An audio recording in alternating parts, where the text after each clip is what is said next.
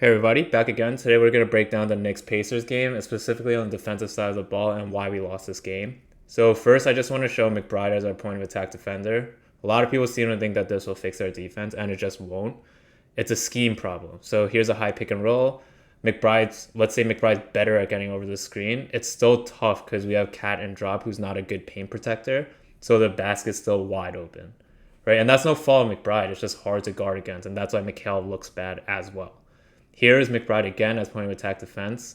This is just a mistake, and we can't be making these mental errors. So this is a guard-guard switch, right? Like this should be natural. This should be seamless.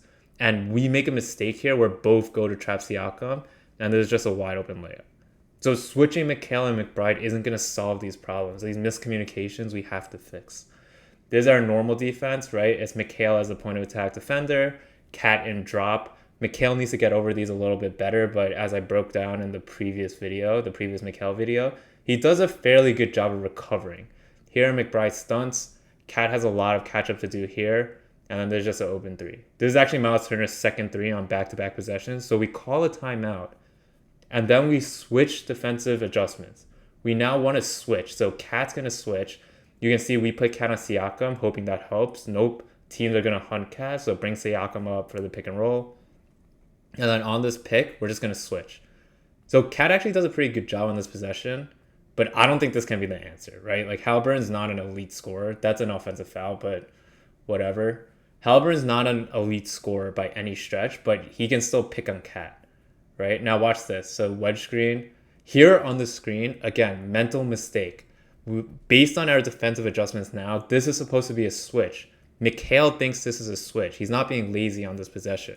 Mikal thinks this is a switch, but Cat doesn't think it's a switch, and that's a mistake, right? So look, both of them kind of go to Siakam. No one guards Halliburton.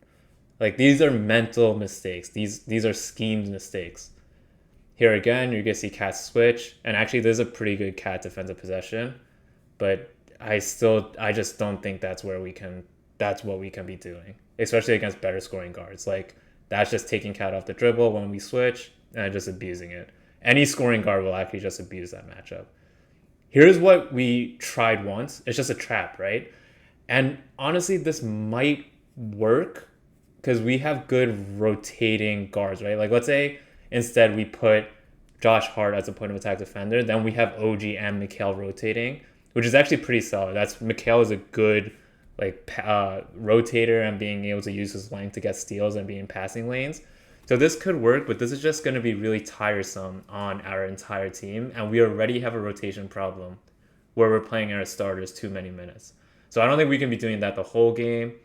And this is what happens too. Like Mikal's just letting players blow by him with no screen. And he hasn't done that many times throughout the season. But I would bet that's just being tired from playing too many minutes and just letting him blow by. And then these are bad.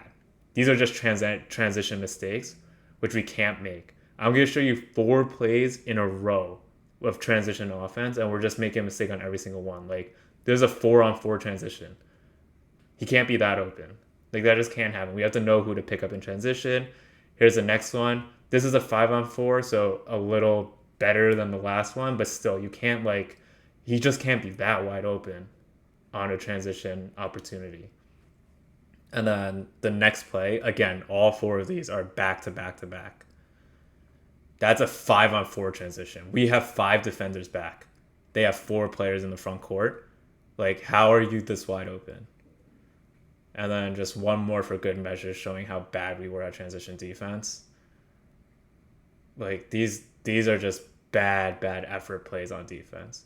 So yes, the scheme is not the best. Cat and Drop is not the best, but there's a lot of things we need to clean up before that. And these are just mental mistakes, small things that should clean up as we have more time to gel and create defensive chemistry together. As always, if you enjoyed the film breakdown, if you like the content, please subscribe and like. It really helps me out. It helps the algorithm, and it helps me as a content creator. So yeah, I'll be here for all future Knicks games as well. See you guys.